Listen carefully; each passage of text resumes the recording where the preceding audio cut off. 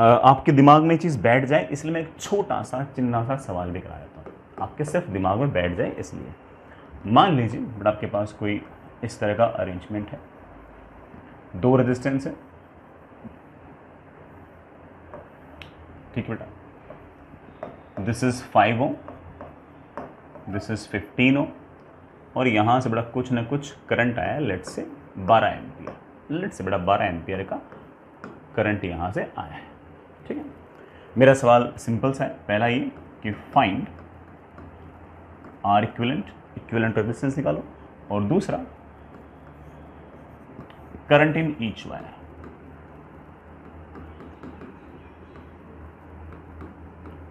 इस सवाल को ऑफ कोर्स बड़ा हम बेसिक से भी कर सकते हैं और जो फॉर्मूला अपने याद कर रखे हैं उससे भी कर सकते हैं। पहले तो आर इक्विवेलेंट निकाल लेते हैं। वैसे हम जानते हैं कि 1/R equivalent equals to 1/R1 plus 1/R2, लेकिन जब सिर्फ दो वायर होंगे तो हम ऐसे भी ले सकते हैं कि R equivalent equals to R1R2 upon R1 plus R2। तो मेरे पास बड़ा आंसर आ गया 15/4 ohms, ठीक है, सिंपल सी बात है। अच्छा, इसमें से कितना करंट गुजरेगा? ऊपर वाले तार में से, ऊपर वाले तार में से करंट गुजरेगा, ऊपर वाले तार में से करंट गुजरेगा। बेटा मैं इसको R1 रेजिस्टेंस लिख देता हूं, इसको R2 लिख देता हूं।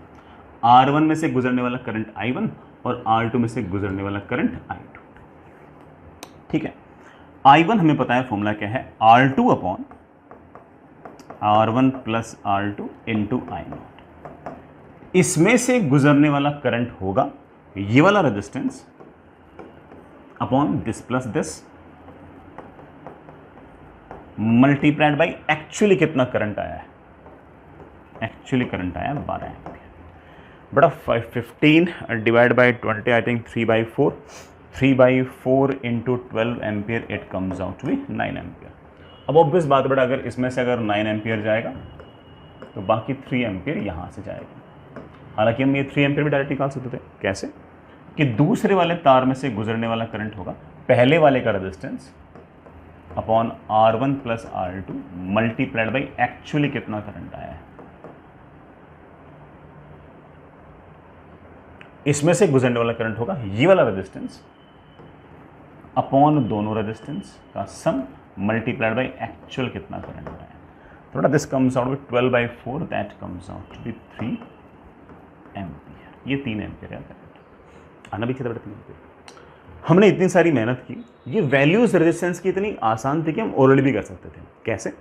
कि रेजिस्टेंस है 1:3 के रेशो में, तो करंट बटेगा 3:1 के रेशो में। भाई सीधा कर सकते हैं ना अपन, करंट है सॉरी रेजिस्टेंस है 1:3 के रेशो में, भाई 5 and 15 है तो 1:3 के रेशो में, तो करंट बटेगा 3:1 के रेशो में। तो जो नेट करंट 12 एम्पियर है उसको डिवाइड कर दो 3:1 के रेशो में। 3:1 के रेशो में कितना आएगा? ऑफकोर्स 9 and 3 आएगा। तो आप डायरेक्ट भी कर सकते हो, प्रैक्टिस करते करते आपको आइडिया लग जाएगा कि हाँ यार कौन से सवाल हम डायरेक्ट कर सकते हैं। चलिए बच्चों आगे चलते हैं। मुझे ऐसा लगता है कि ठीक है बेटा, हमने काफ़ी एलेबोरेटिव तरीके से सारी बात देख ली है, आपके दिमाग के अंदर सेट भी हो गई होगी इस बात पर। अब आगे चलते हैं ना। नेक्स्ट, पैरेलल कॉम्बिनेशन के अंदर करंट कैसे बटेगा, इस बात को हमने डिस्कस कर लिया। पैरेलल कॉम्बिनेशन के अंदर पावर किस तरह से बटेगा इसको भी देख लेते हैं, ठीक है। चलिए बेटा हेडिंग लिखना, next is power in parallel combination.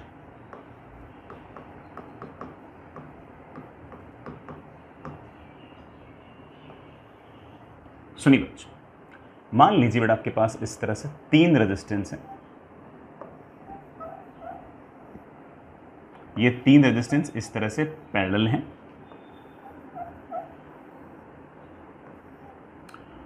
और मैंने इनको किसी बैटरी के अक्रॉस लगा दिया, ऐसी बैटरी जिसका EMF लेट से बेटा V है और वो V का पोटेंशियल डिफरेंस प्रोवाइड करा रही है।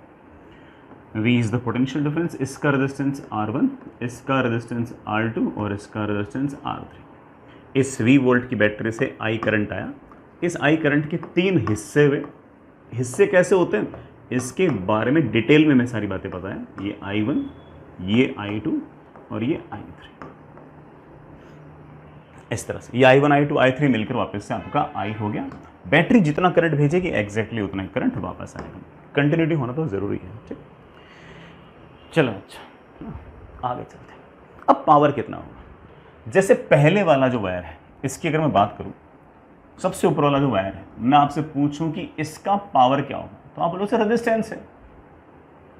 रेजिस्टेंस की कितना पावर होता है पता है? I स्क्वायर इंटू आर या फिर V स्क्वायर बाई आर, दोनों में से कोई सा फॉर्मूला लगा तो आंसर सेम ही आएगा। पहले वाले का पावर मैं P1 लिख रहा हूं। इसे लिखने की दो स्टाइल है। इसमें से गुजरने वाले करंट का स्क्वायर टाइम्स रेजिस्टेंस, या फिर इसके अक्रॉस पोटेंशियल डिफरेंस का स्क्वायर अपॉन आर। समझ रहे बात को? और तुम जानते हो कि अगर यहां का पोटेंशियल अगर जीरो, यहां का पोटेंशियल अगर जीरो, यहां का पोटेंशियल अगर जीरो, तो यहां का पोटेंशियल आपका V, यहां का पोटेंशियल भी और यहां का पोटेंशियल भी। जो आपका दूसरा वाला वायर है, मैं आपसे पूछूं कि इसके पास कितना पावर आएगा, तो आप बोलोगे सर इसका पावर, फॉर्मूला वही है, इसमें से गुजरने वाले करंट का स्क्वायर टाइम्स इसका रेजिस्टेंस, या फिर इसके अक्रॉस जो भी पोटेंशियल डिफरेंस है उसका स्क्वायर डिवाइड बाई इसका रेजिस्टेंस। दोनों सही हैं, दोनों सही। इसी तरह से मैं आपसे पूछूं कि तीसरा वाला जो वायर है इसका पावर कितना आएगा, तो आप बोलोगे सर इसका पावर डिसिपेटेड आएगा इसमें से गुजरने वाले करंट का स्क्वायर टाइम्स इसका रेजिस्टेंस, या फिर इसके अक्रॉस पोटेंशियल डिफरेंस का स्क्वायर अपॉन R3। अब मेरा सवाल आपसे ये है कि आप क्या कहोगे, power directly proportional to R कहोगे या power inversely proportional to R कहोगे? कौन सा कहोगे? क्योंकि इसको देख के लगता है कि power is directly proportional to R, इसको देख के लगता है कि power is inversely proportional to R, तो कौन सा सही है? Of course power is inversely proportional to R, ये सही है। क्योंकि R के अलावा जो क्वांटिटी है ना, V square V square V square, वो तीनों में सेम है, वो तीनों में सेम है, वो तीनों में सेम है। I1 I2 I2 same, I3 तो सेम है नहीं। ये I1 I2 I3 खुद R1 R2 R3 पर डिपेंड करता है, तो इनके अंदर तो अभी तक R1 R2 R3 और छुपा हुआ है। तो इसलिए हम ऐसा नहीं कह सकते कि power is directly proportional to resistance. Sir series में तो कहा था बेटा, सीरीज में इसलिए कहा था कि वहां पर I square into R, I square into R, I square into R इसलिए बन गया था क्योंकि I सेम था। इस बार I सेम नहीं, इस बार आपका V सेम है। हालांकि फॉर्मूला चाहे ये लगाओ चाहे ये लगाओ, आंसर आएगा आएगा। लेकिन आप यहां पर कह सकते हो कि जो भी पावर डिसिपेट होगा वो इनवर्सली प्रोपोर्शनल टू रेजिस्टेंस होगा। जिसका रेजिस्टेंस सबसे कम होगा वो सबसे ज्यादा पावर लेकर जाएगा। बेटा समझ गए इस बात को? बहुत ही आसान सी बात थी बेटा। मैं आपसे पूछूं कि नेट पावर कितना होगा, तो आप बोलोगे सर नेट पावर मैं जानता हूं, पहले वाले का कितना पावर डिसिपेट है, दूसरे का कितना है और तीसरे का कितना है, तीनों को जोड़ दूंगा। और तीनों को अगर जोड़ूंगा तो V स्क्वायर तो बाहर आ गया बेटा, ब्रैकेट में मेरे पास बच गया 1/R1 plus 1/R2 plus 1/R3। बेटा 1/R1 plus 1/R2 plus 1/R3 को हम जानते हैं, this is 1/R equivalent. Net power जो है वो आपका V square upon R equivalent आया है और आना भी चाहिए, क्योंकि इन तीनों की तीनों रेजिस्टेंस को अगर मैं एक इकलौते रेजिस्टेंस से रिप्लेस कर दूं और वो रेजिस्टेंस अगर आपका इक्विवेलेंट रेजिस्टेंस है तो ये एग्जैक्टली उतना ही करंट खाएगा जितना तीनों मिलकर खा रहे थे, साथ ही साथ ये एग्जैक्टली उतना ही पावर खा रहे थे जितना तीनों मिलकर खा रहे थे। यही तुम्हारी डेफिनेशन थी, थोड़ा आना भी चाहिए था, कोई दिक्कत इसके अंदर है भी नहीं। यहाँ पर इंपॉर्टेंट चीज क्या है कि power is inversely proportional to resistance, ये हमारा थोड़ा सा इंपॉर्टेंट पॉइंट है। चलिए बच्चों, मैंने आपको सारे के सारी बातें इसके अंदर समझा दी हैं। आप एक छोटा सा सवाल कीजिए।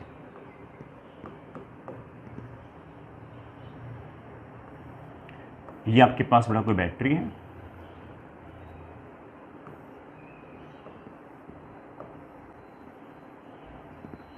तीन वायर हैं, तीनों के तीनों इस तरह से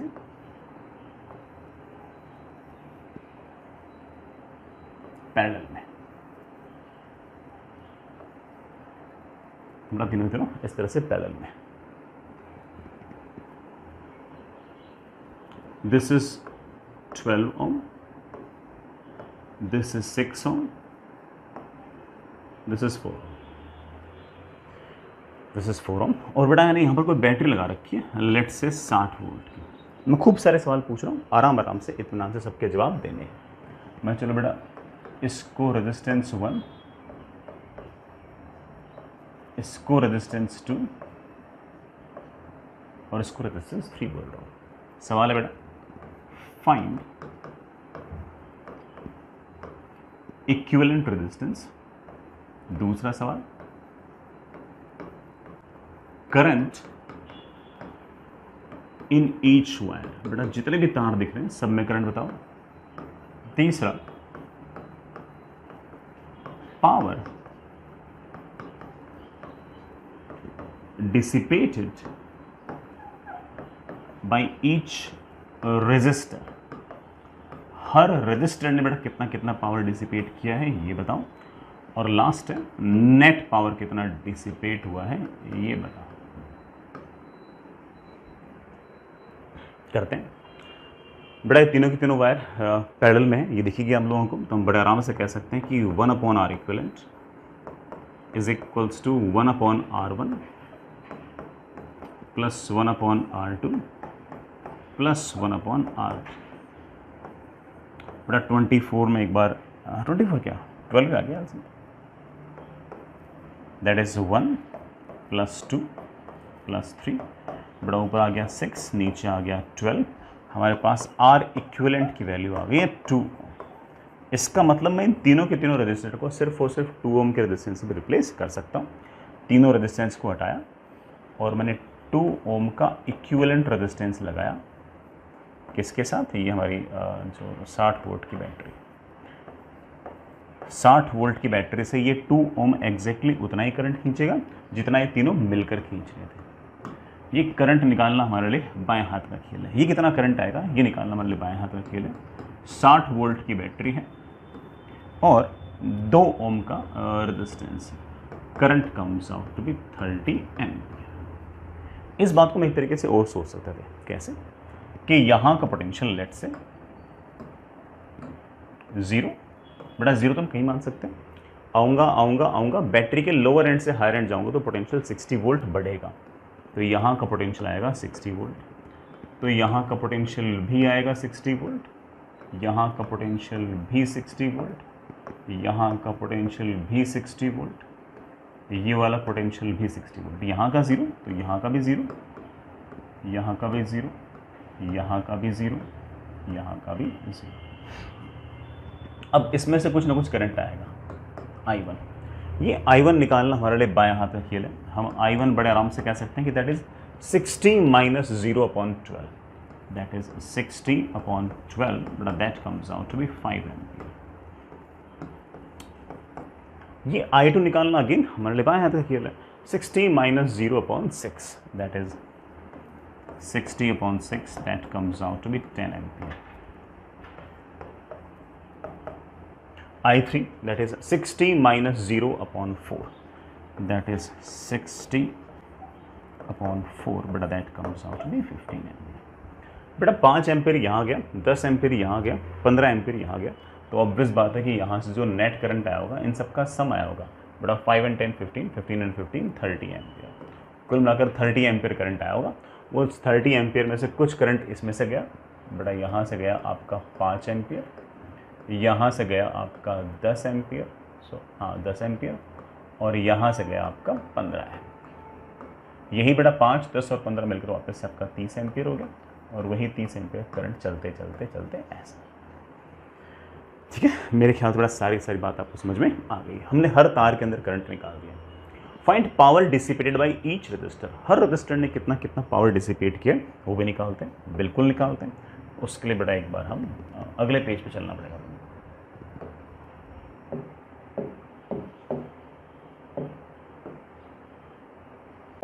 ठीक है, चलो सबसे पहले वाले तार ने, बेटा सबसे पहले वाले तार ने कितना पावर डिसिपेट किया है? मैं 2 स्टाइल से लिख सकता हूं। आसान तो होगा V²/R1। आसान तो बेटा यही है कि पोटेंशियल डिफरेंस का स्क्वायर, बेटा वो आ गया मेरे पास 60 × 60 डिवाइड बाय इसका रेजिस्टेंस, दैट इज 12। ठीक है बच्चों, इससे मेरा आंसर आ जाएगा। बेटा देखना कितना हो गया, 16/5 आई थिंक 300। हमने सारी चीज़ें बेटा SI यूनिट में यूज़ किए, तो आंसर तो आपका SI यूनिट में ही आएगा। ठीक, कोई बच्चा कहते थे मैं तो I² × R लगाऊंगा। बेटा लगाओ, मनाही थोड़ी है, I² × R से भी आंसर तो आएगा। आप कह सकते हैं कि दैट शुड बी इसमें से गुजरने वाले करंट का स्क्वायर मल्टीप्लाइड बाय इसका रेजिस्टेंस। इसमें से गुजरने वाला करंट है 5, तो 5 का स्क्वायर मल्टीप्लाइड बाय रेजिस्टेंस, बेटा रेजिस्टेंस है 12 इंटू 25 अगेन बेटा दैट कम्स आउट आपका 300 वाट। आंसर तो आपका सेम ही आएगा।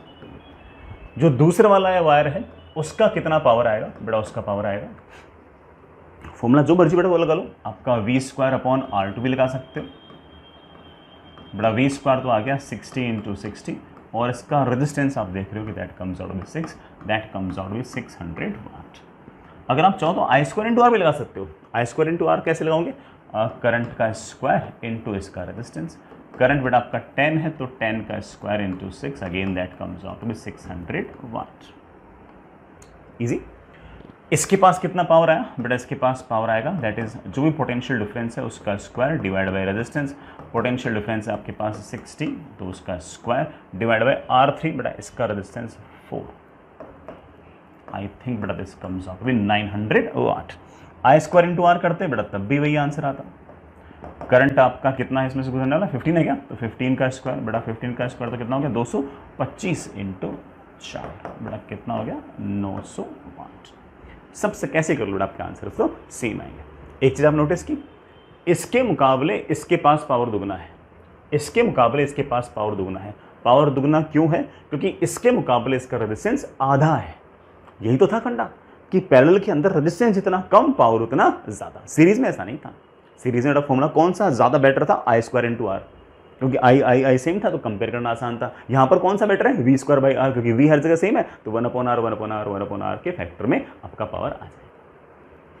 इसके मुकाबले इसका रेजिस्टेंस 1/3 है, तो इसके मुकाबले इसका पावर 3 टाइम्स है। चेक कर लो, इसका 300 इसका 900।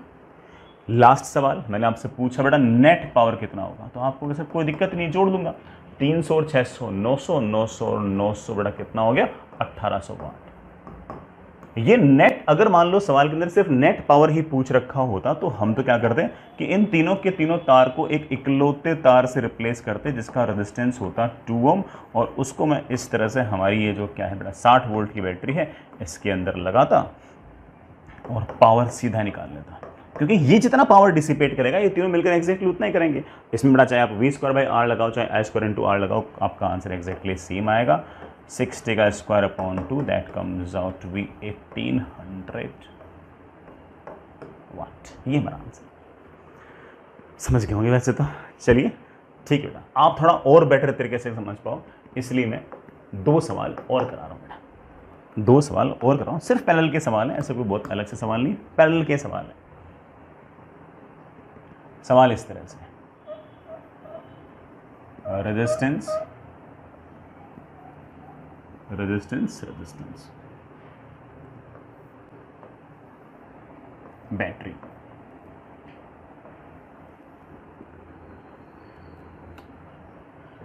this one is 6 ohm, this one is 3 ohm, this one is 2 ohm, this one is 15 volt।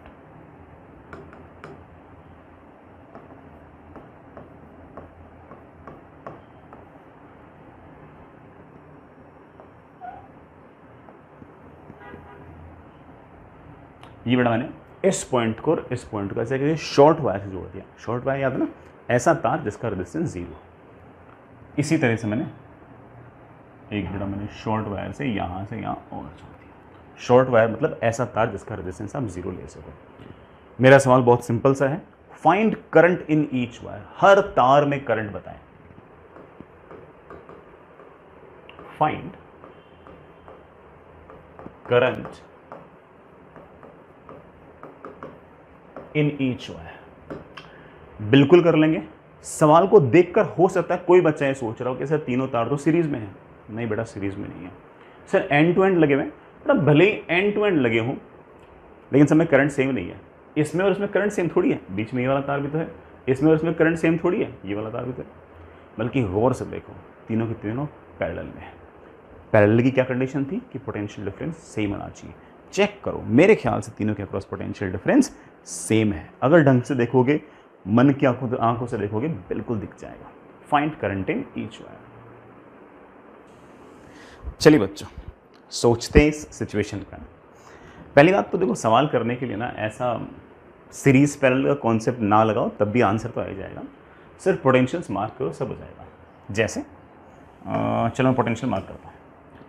यहाँ का पोटेंशियल लेट से 0 है, तो यहाँ का भी 0, यहाँ का भी 0। Short wire short wire short wire short wire, तो यहाँ का पोटेंशियल भी 0। यहाँ का 0 है, बैटरी के लोअर एंड से हायर एंड जाऊँगा तो 15 वोल्ट बढ़ेगा, तो इधर का आ गया 15 वोल्ट, तो यहाँ का भी 15 वोल्ट, यहाँ का भी 15 volt. Short wire short wire short wire short wire, short wire के दोनों एंड्स पर पोटेंशियल सेम होता है। अब करंट तो हम वैसे बता देंगे, चाहे सीरीज पैरेलल के कॉन्सेप्ट लगाओ न लगाओ, करंट तो हम वैसे बता देंगे। देखो कैसे, इस रेजिस्टेंस के आजू बाजू पोटेंशियल पता है, इधर 15 है इधर 0 है, तो करंट आएगा from higher potential to lower potential, और करंट की वैल्यू होगी 15 माइनस 0/6, 2.5 है। सीधा लिखिए बेटा, चलेगा ना। इस 3 ओम के आजू बाजू पोटेंशियल पता है, current always flows from higher potential to lower potential, current आएगा ऐसे 15 माइनस 0/3 बेटा, that comes out to be 5 ampere. 5 ampere इधर से आया, 2.5 इधर से आया, तो कुल मिलाकर यहाँ से आ गया 5 + 2.5 7.5। कहीं आप ये तो नहीं सोच रहे हैं कि सर यहाँ पर भी पोटेंशियल 0, यहाँ पर पोटेंशियल 0, तो सर शॉर्ट वायर के अक्रॉस तो पोटेंशियल डिफरेंस 0 है, फिर करंट कैसे आया? बेटा पहले बता रखा आप लोगों को, शॉर्ट वायर में पोटेंशियल डिफरेंस भी 0 होता है, करंट भी 0 होता है, 0.0 आ जाता है, and 0.0 mathematically can be anything. In this case this anything is 7.5 ampere. ठीक, this is 15, this is 2। Current always flows from higher potential to lower potential.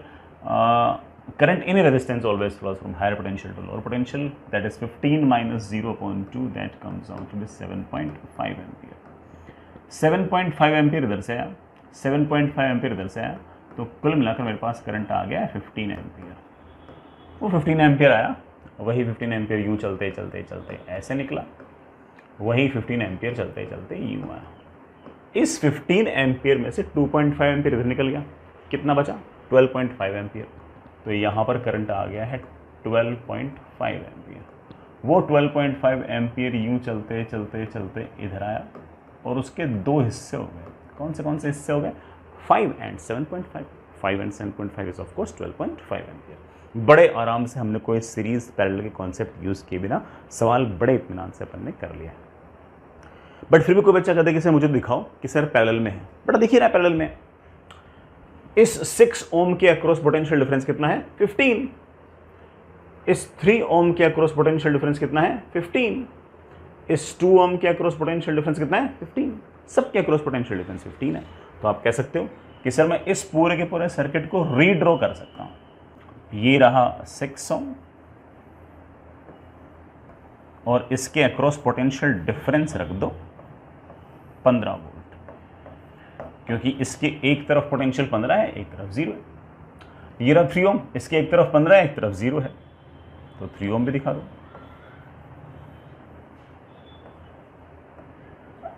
एक तरफ 15 एक तरफ 0 है। इस 2 ओम के एक तरफ 15 एक तरफ 0 है, सॉरी एक तरफ 15 एक तरफ 0 है।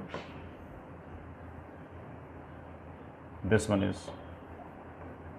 2 ओम, यहां का पोटेंशियल 0, यहां का पोटेंशियल 15।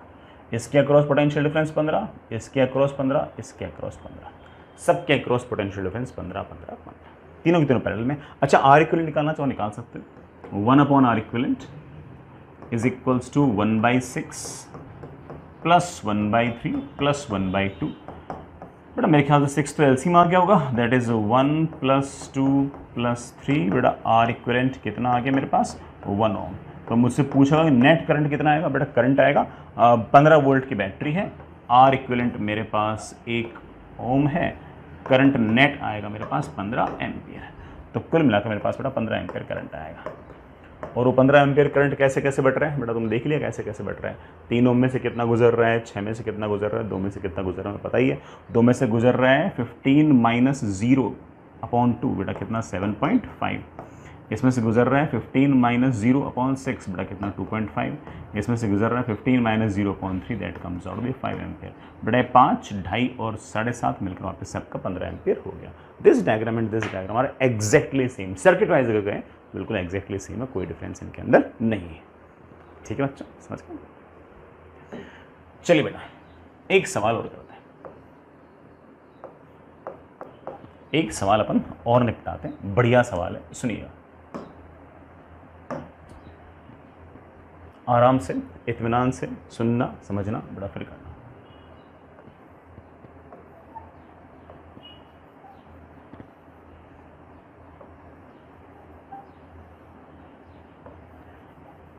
इस तरह के सवाल बेटा आपको शीट के अंदर भी दिखेंगे, उन सबको निपटा देना, ठीक है? वापस से मुझे बोलने की ज़रूरत ही नहीं इसमें, उन सारे सवालों को बेटा कर लेना, बन जाएंगे आपसे।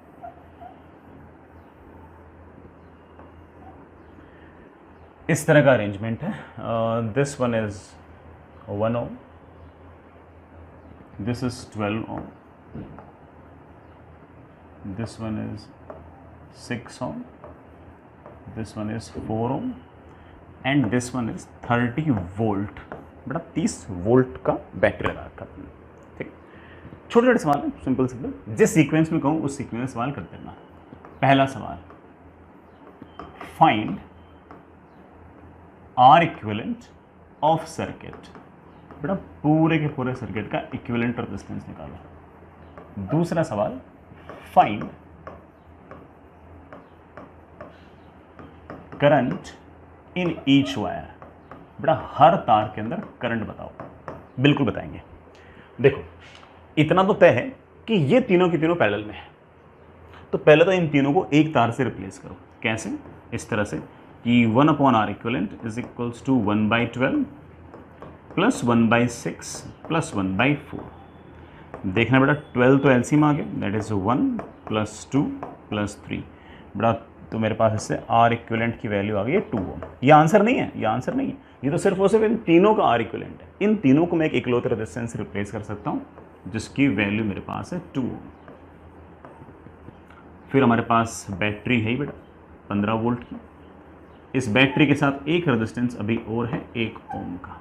ये बैटरी बेटा कितने की? 30 वोल्ट की। अब यहाँ से करंट जाएगा, यूँ जाएगा, यूँ जाएगा, यूँ जाएगा। अब ये वाला जो 2 ohm है और ये वाला जो 1 ohm है, ये तो बड़ा एंड टू एंड जुड़े हुए हैं, ये खत्म ये शुरू, ऐसे तो लगे ना। और जो करंट इसमें से वही करंट इसमें से, तो दोनों सीरीज में है। तो पूरे के पूरे सिस्टम का जो आर इक्विवेलेंट आएगा वो आएगा this 2 ohm and this 1 ohm are in series, so that is 2 + 1 that comes out to be 3 ohm। पूरे सर्किट में कितना करंट आएगा वो हमारे लिए निकालना बहुत ही आसान, that is V/R equivalent. V बेटा मेरे ख्याल से 30 वोल्ट है, आर इक्विवेलेंट 3 ohm है, current comes out to be 10 ampere. कुल मिलाकर 10 एम्पियर करंट आएगा। चलो बेटा 10 एम्पियर करंट जाएगा और 10 एम्पियर करंट ऐसे वापस आ जाएगा। यही 10 एम्पियर यूं आया, ये 10 एम्पियर यूं ही वापस आ गया। अब इसके हर तार में से कितना करंट गुजरेगा इसको निकालने के दो तरीके हैं। एक तो बेटा वही कि तीनों के तीनों वायर जो हैं आपके ये पैरेलल में है, तो फॉर्मूला लगा दो। जैसे इस रेजिस्टेंस को बोल दो एक बार के लिए R1, इसको बोल दो एक बार के लिए R2, इसको एक बार के लिए बोल दो R3। ये जो नेट करंट आ रहा है ये मुझे पता है, इसमें से गुजरने वाला करंट I1, इसमें से गुजरने वाला करंट I2 और इसमें से गुजरने वाला करंट I3। तो एक तरीका तो ये है कि फॉर्मूला लगा दो कि I1 should be equal to, बड़ा सीधे मैं लिख दूँ आर इक्विवेलेंट। इस इतने से सिस्टम का आर इक्विवेलेंट तो 2 ohm ही था ना भाई, नेट का 3 था लेकिन इतने का तो 2 ही ना, दैट इज आर इक्विवेलेंट। इस पैरेलल का तो आर इक्विवेलेंट है 2 upon R1 multiplied by actually कितना करंट आ रहा है 10 एम्पियर।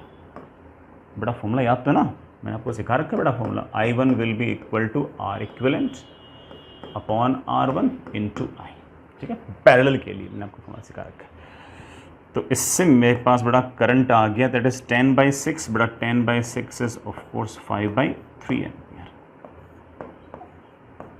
वायर 2 में कितना करंट आएगा देख लेंगे। बड़ा वायर 2 में करंट आएगा आर इक्विवेलेंट तो हमारे पास है 2 अपॉन इसका resistance that is 6 multiplied by net कितना करंट, दैट इज 10/3 एम्पियर।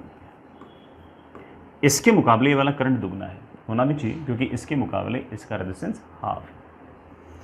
इस वाले तार में से कितना करंट जाएगा? इस वाले तार में से करंट जाएगा R equivalent upon R3 multiplied by actual कितना करंट है, that comes out to be 5 ampere. बेटा तीनों को सम करके देख लेना, इन तीनों को अगर सम करोगे तो आपका वापस से वही 10 एम्पियर वापस से आ जाएगा। तो I1 I2 I3 की वैल्यू बड़े आराम से हमें पता है। हालांकि अगर कोई कहते हैं कि सर ये वाला फॉर्मूला ना लगाऊं और सर ऐसे ही पोटेंशियल वगैरह मार्क करके करूं सर तब भी आंसर आएगा, बिल्कुल आएगा, क्यों नहीं आएगा। जैसे पोटेंशियल मार्क करके अगर करना चाहो तब भी कर सकते हो। सुनो, लेट्स से यहां का पोटेंशियल 0, तो यहां का भी 0, शॉर्ट वायर तो यहां का पोटेंशियल भी 0 वोल्ट, यहां का पोटेंशियल भी 0 वोल्ट, यहां का पोटेंशियल भी 0 वोल्ट। चलो बेटा यहां का पोटेंशियल 0 वोल्ट, चलते जाओ चलते जाओ चलते जाओ चलते जाओ, रेजिस्टेंस में करंट की तरफ जाओगे तो पोटेंशियल घटेगा। कितना घटेगा? IR। कितना घटेगा? IR। I है 10, R है बेटा 1, तो 10 वोल्ट घट जाएगा। 0 तो पहले था, 10 घटा दोगे तो ऑफ कोर्स बेटा इस पॉइंट का पोटेंशियल आपके पास -10 वोल्ट आ जाएगा। बैटरी के लोअर एंड से हायर एंड जाऊंगा तो पोटेंशियल बढ़ेगा। कितना बढ़ेगा? 30 बढ़ेगा। -10 तो पहले ही था, 30 बढ़ेगा, तो ऑफ कोर्स इस तरफ पहुंचते पोटेंशियल हो गया 20 वोल्ट। यहां का पोटेंशियल 20 वोल्ट, तो यहां का पोटेंशियल 20 वोल्ट, यहां का भी 20 वोल्ट, यहां का भी 20 वोल्ट, यहां का भी 20 वोल्ट, ये 20 वोल्ट, ये 20 वोल्ट, ये 20 वोल्ट। बेटा बातों ही बातों में हम लोगों ने हर रेजिस्टेंस के आजू बाजू पोटेंशियल लिख लिया है। अब तो करंट बताना सिर्फ और सिर्फ एक फॉर्मेलिटी बची हमारे लिए। I1 बताओ बेटा कितना होगा, तो मेरे बच्चे जोर जोर से घर से बैठे बैठे कूद कूद के बोल रहे होंगे सर I1 की वैल्यू होगी 20 - 0/12, that is 20/12, that is of course 5/3। I2 कितना होगा? I2 कितना होगा? 20 - 0/6, दैट इज ऑफ कोर्स 20/6।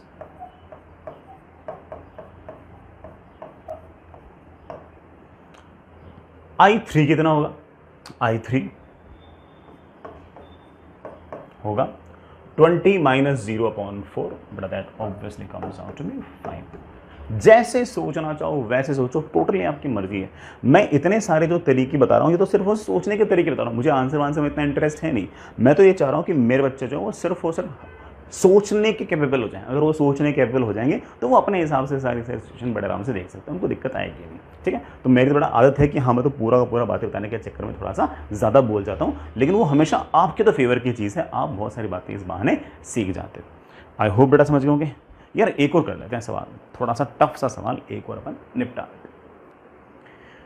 चलो बच्चों एक सवाल अपन थोड़ा सा और कर लेते हैं, बढ़िया सा, सुनिए। सवाल इस तरह से, सीरीज पैरेलल के सिंपल फॉर्मूला पर बेस्ड सवाल है, सुनिए। आपके पास बड़ा इस तरह से कोई बैटरी और रेजिस्टेंस रेजिस्टेंस रेजिस्टेंस, खूब सारे रेजिस्टेंस हैं और ये मान के चलिए कि सारे के सारे जो रेजिस्टेंस हैं वो सीरीज पैरेलल में ही होंगे। ठीक है, और कोई इंतज़ाम बड़ा और हो भी नहीं सकता, सारे के सारे सीरीज पैरेलल में ही है। ठीक है, this one is 4 ohm, sorry this one is 3 ohm, this one is 3 ohm.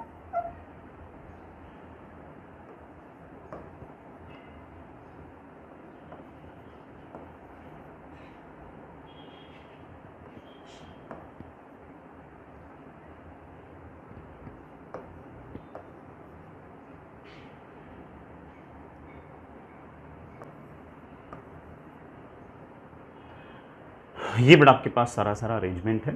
ये जो बैटरी मैंने लगा रखी है ये लेट से बड़ा आपके पास 600 वोल्ट की बैटरी है। सवाल सिंपल है, find equivalent resistance of the circuit and find current in each wire. Equivalent resistance निकालना आसान है, हर तार में करंट निकालना मुश्किल है। वही मुश्किल काम तुम्हें ऑफ कोर्स करना है, तो दोनों काम लिखिए बेटा। पहला सवाल, फाइंड इक्विवेलेंट रेजिस्टेंस, दूसरा फाइंड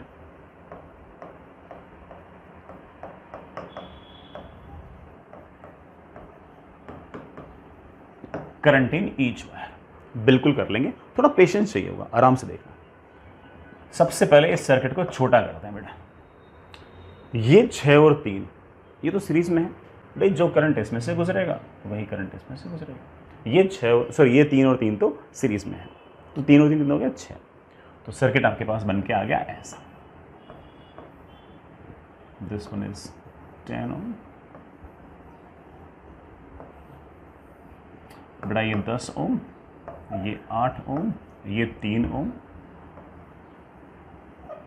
ये भी 3 ओम, ये आपके पास 4 ओम, ये 3 और 3 कितना हो गया 6। ये लीजिए, मैंने सीधा यहां से तक 6 ओम दिखा दिया, सही किया। अब ये वाला 6 ओम और ये वाला 3 ओम आप देख सकते हो कि इसके अक्रॉस पोटेंशियल डिफरेंस और इसके अक्रॉस पोटेंशियल डिफरेंस सेम है। तो 6 और 3 आपस में दोनों पक्की बात है कि पैरेलल है। 6 और 3 अगर पैरेलल में है तो उनका आर इक्विवेलेंट में निकालना आता है, that is R1 R2 upon R1 plus R2। लगा दो बेटा, आंसर आ जाएगा। तो मेरे पास 6 एंड 3 का आर इक्विवेलेंट अगर देखूं तो that is 6 into 3 upon 6 plus 3, तो 2 ओम आ गया। चलो अच्छी बात है, याद रख लेते हैं कि 2 ओम आएगा। इसको और इजी कर लेते हैं। Circuit turns out like this कि आपकी बैटरी रेजिस्टेंस रेजिस्टेंस रेजिस्टेंस 6 और 3 2, this one is 2 ohm, this one is 4 ohm. But अभी तो मुझे और छोटा करना है, this is 3 ohm, this is 10 ohm, this is 8। ये 6 और 3 की जगह मैंने 2 लिख दिया।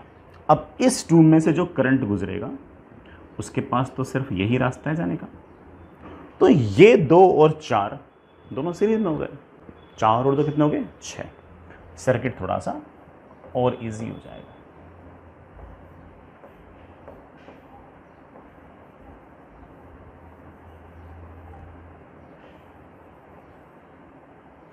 This one is 10 ohm, this one is 8 ohm, this one is 3 ohm। Battery बेटा कितनी है आपकी 600 वोल्ट की बैटरी है। ये 4 और 2 मिलके कितने हो गए 6 ओम। अब फिर से इस 6 ओम के जो अक्रॉस पोटेंशियल डिफरेंस है वो और इस 3 ओम के अक्रॉस पोटेंशियल डिफरेंस है तो सेम है। तो इसका मतलब ये 3 और 6 आपस में दोनों कैसे हो गए पैरेलल। तो 6 एंड 3 बेटा वापस से कितना हो गया R1 R2 अपन R1 प्लस R2 2 ओम हो जाएगा। तो मैं बड़े आराम से सर्किट को थोड़ा सा और छोटा कर सकता हूँ कि मेरे पास 600 वोल्ट की बैटरी है, 10 ओम मेरे पास ये रहा, 8 ओम मेरे पास ये रहा, और ये 6 और 3 मिलके कितना हो गया 2।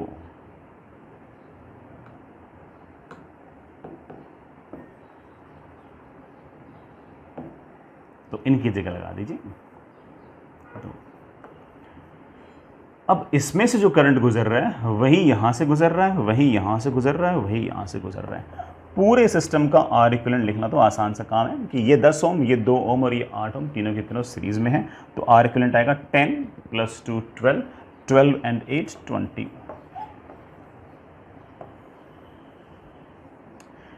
फिर ना पहला वाला सवाल तो हो गया। बैटरी में से कितना करंट आपने ड्रॉ किया। तो आप बोलो सर बैटरी में से करंट ड्रॉ किया है, कितना पोटेंशियल डिफरेंस है बेटा बैटरी द्वारा प्रोवाइड किया गया 600 वोल्ट। आर इक्विवेलेंट कितना है 20, that comes out to be 30 ampere.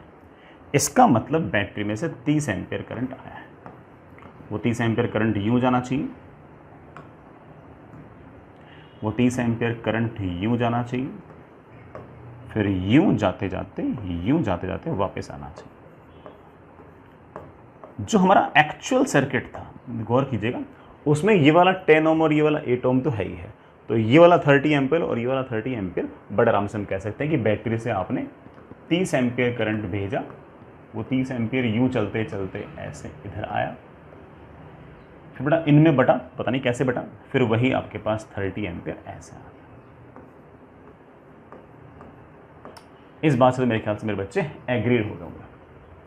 लेकिन ये जो 2 ओम है ये कोई एक्चुअल में रेजिस्टेंस थोड़ी है, ये 2 ओम तो हमने इस पूरे सिस्टम का एक तरह से आर इक्विवेलेंट लिखा हुआ है। 2 ओम तो एक्चुअली बेटा यहाँ पर है भी नहीं, ठीक। ये 2 ओम तो इन सबको मिलाकर रिप्रेजेंट कर रहा है। सोचेंगे ये जो 30 एम्पियर आया है, अगर 2 ओम रेजिस्टेंस होता तो उसमें से गुजरता, लेकिन ये 2 ओम नहीं है, ये 3 और 6 को हमने 2 बोला है, ठीक है। सोचते हैं 30 एम्पियर करंट है ऐसे, ये दोनों आपस में पैरेलल हैं, कैसे बटेगा? आप बोलोगे sir inversely proportional to resistance. इसके मुकाबले इसके पास रेजिस्टेंस दुगना है, तो इसके मुकाबले इसके पास करंट दुगना होगा, मतलब करंट बटेगा 1:2 के रेशो में। 30 एम्पियर को 1:2 के रेशो में अगर डिवाइड करेंगे, आप ऑलरेडी निकाल लोगे, इसमें से करंट आएगा 10 एम्पियर, इसमें से करंट आएगा 20 एम्पियर। आप फॉर्मूले से निकाल सकते हो कि I1 = R2/R1 + R2 × I, वैसे निकाल सकते हैं। ये जो 3 ओम है ये एक्चुअल सर्किट के अंदर भी है। हाँ, ये जो 6 ओम है ये तो बड़ा ऑब्वियस बात है, बाकी सबको मिला के, लेकिन ये वाला 3 ओम तो एक्चुअल सर्किट के अंदर है ना, तो आप कह सकते हो कि सर 3 ओम के अंदर तो करंट पता लग गया मेरे को, कितना है 20 एम्पियर। 20 ये 6 ओम तो मैंने किसको, इसको इसको इसको इसको सबको मिला के 6 ओम मैंने बोल रखा है। देखते हैं ये 6 ओम आपने किसको बोल रखा है, एक बार वापस से देखना, इस 2 को और 4 को बोल रखा है, और इसमें से बेटा कितना करंट गुजरेगा, 6 एम्पियर करंट, सॉरी 6 नहीं बेटा, कितना 10 एम्पियर करंट। 10 एम्पियर करंट यूं जाएगा और यूं। भाई ये जो 6 लिखा था इस 4 और 2 की जगह लिखा था। अब ये वाला 2 तो एक्चुअल सर्किट में नहीं है, लेकिन ये वाला जो 4 ओम है ना, ये तो एक्चुअल सर्किट के अंदर है, और हम देख रहे हैं कि ये वाला 10 एम्पियर यूं घूम के ऐसे आ रहा है, तो इस 4 ओम के अंदर तो मुझे पता लग गया कि कुल मिलाकर करंट आया है 10 एम्पियर। 10 एम्पियर तो आना भी चाहिए था, 20 इधर से आया, 10 इधर से आया, 20 और 10 कितना हो गया 30, वही 30 इधर चला गया। सर इस 2 ओम का क्या करूं? ये 2 ओम तो एक्चुअल सर्किट में है ही नहीं, ये 2 ओम तो मैंने इस 6 और 3 को मिलाकर कहा है। तो सर अब क्या करोगे? मैं बड़ा कर दूंगा, देखना एक बार हल्का सा देखना, मैं थोड़ा सा मॉडिफाई कर रहा हूं।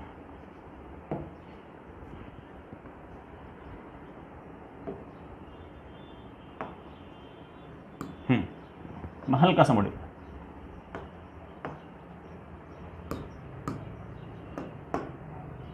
मैं बेटा हल्का सा मॉडिफाई कर रहा हूं। हम एग्रीड थे कि यहां से करंट 30 एम्पियर आएगा, उस 30 एम्पियर में से आपका 20 एम्पियर करंट इधर से निकल जाएगा, 10 एम्पियर करंट यूं जाएगा, वो 10 एम्पियर करंट 2 हिस्सों में बटेगा, फिर वापस जुड़ेगा, और ये 10 एम्पियर इधर से आएगा।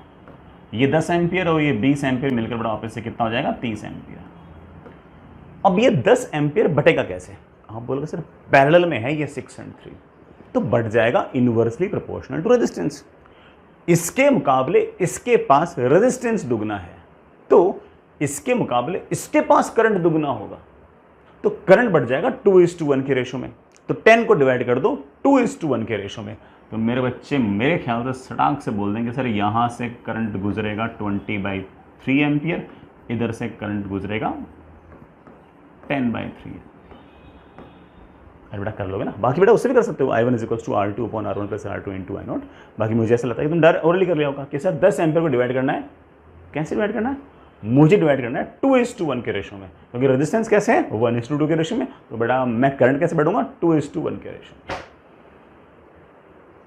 में। ये जो 3 ओम है ये तो एक्चुअल सर्किट के अंदर भी है, ये रहा 3 ओम, तो इसमें से करंट आया आपके पास बेटा कितना 20/3।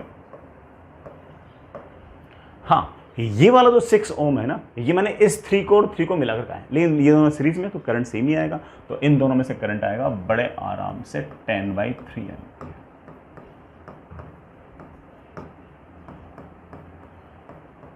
ये ले बेटा 10/3 एम्पियर करंट, ये 3 और 3 मिलकर क्या हो गया था 6, इनमें से बेटा करंट जा रहा है 10/3 एम्पियर, इधर से करंट आ रहा है 20/3 एम्पियर। 10/3 एम्पियर और 20/3 में कितना हो गया 30/3, मतलब 10 एम्पियर। वो 10 एम्पियर चलते चलते यूँ आया, 20 एम्पियर यूँ चलता है, 30 आया, वो 30 चलते चलते चलते चलते ऐसा आया, 20 इधर चला गया, 10 इधर चला गया, वो 10 बटा कैसे 10/3 इधर और 20/3 इधर, 1/3 इधर और 2/3। ठीक है बच्चा, आई रियली होप कि बेटा सारे के सारी बात आप बढ़िया तरीके से प्यार से समझ गए होंगे, कोई इतना भारी इशू भी इसमें नहीं था। ठीक है बच्चा, चलिए बच्चों आगे चलते हैं। दो टफ से सवाल अपन और करते हैं, लेकिन बेटा वो अगला जो टफ सवाल है उससे करने से पहले मैं एक छोटी सी बात बता रहा हूँ। हालांकि इस बात का मैथमेटिक्स में भी कहीं ना कहीं या तो जिक्र हुआ होगा या कभी न कभी शायद होगा। सुनना, जैसे मान लीजिए कि आपके पास कोई फंक्शन है कि y is equals to e raise to power infinite times e फिर x। ये बड़ा कितने ई लगा रखे, इनफाइनाइट लगा रखे, ठीक है। E raise to power infinite times फिर इनफाइनाइट टाइम्स ई और उसके बाद x। अगर मैं इनमें से एक ई को छुपा लूं तो ये क्या लिखा हुआ है, जरा गौर से देखो। अगर इन ई में से मैं एक ई को छुपा लूं तो ये क्या लिखा हुआ है, जरा गौर से देखना। इसको छुपा दिया, इनफाइनाइट ई में से अगर मैंने एक ई को छुपा लिया तो अब भी इनफाइनाइट ई बचे हैं और फिर एक्स लगा हुआ है। यहां पर भी इनफाइनाइट ई लगे हुए हैं, फिर आखिर में एक्स लगा हुआ है। अगर मैं एक ई को छुपा लूंगा तब भी इनफाइनाइट ई लगे होंगे और फिर आखिर में एक्स लगा होगा। तो आप ऐसा कह सकते हो कि मैं इसे ऐसे लिख सकता हूं, y is equals to e raise to power. ये जो एक्सप्रेशन है ये भी अपने आप में y ही है। सर y कैसे है, एक ई कम कर दिया आपने। यार इनफाइनाइट ई में से अगर मैं एक ई को हटा भी दूंगा तब भी इनफाइनाइट ई बचेंगे, तो ये वाला एक्सप्रेशन और ये वाला एक्सप्रेशन तो सेम है। तो अगर ये y है तो ऑफ कोर्स ये भी आपका y होना चाहिए, थोड़ा ये भी आपका y होना चाहिए। तो इस तरह के एक्सप्रेशन को आप लिख सकते हो, y is equals to e raise to power y। हो सकता है बेटा कभी कभी मैथ्स में आपको कभी ये वाली बात बताई गई हो। लेकिन आप भी कहेंगे सर यहाँ पर क्या काम, यहाँ पर इस तरह के कॉन्सेप्ट को हम सवाल के अंदर यूज कर सकते हैं। कैसे यूज कर सकते हैं मैं दिखाता हूँ आपको। आपके पास बड़ा इनफाइनाइट लेडर्स हैं, कैसे हैं अभी देखते हैं। बढ़िया नहीं बना, एक मिनट।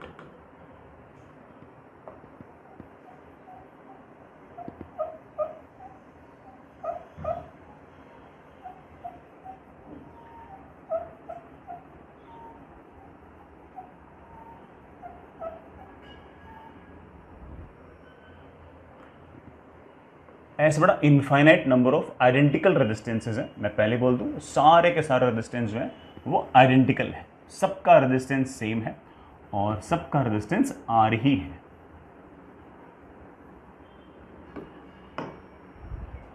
अभी बड़ा डायग्राम पूरा नहीं हुआ है, अभी कुछ बातें बाकी है। ऐसे इनफाइनाइट नंबर ऑफ रेजिस्टेंसेस हैं, आइडेंटिकल रेजिस्टेंसेस हैं। Each resistor has resistance R. But ऐसे लेटर मान लो एक तरह से, हाँ, ऐसे एक लेटर, दो लेटर, तीन लेटर, ऐसे मान सकते हो कि मेरे पास ऐसे इनफाइनाइट लेटर्स, सीढ़ियां टाइप है। सारे के सारे जो रजिस्टर हैं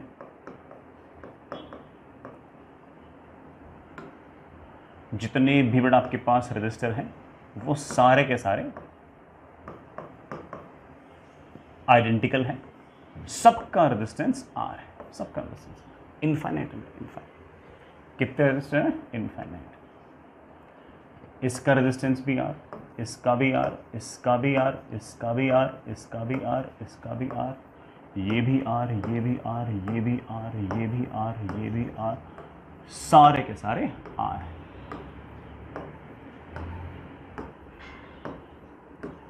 ठीक है,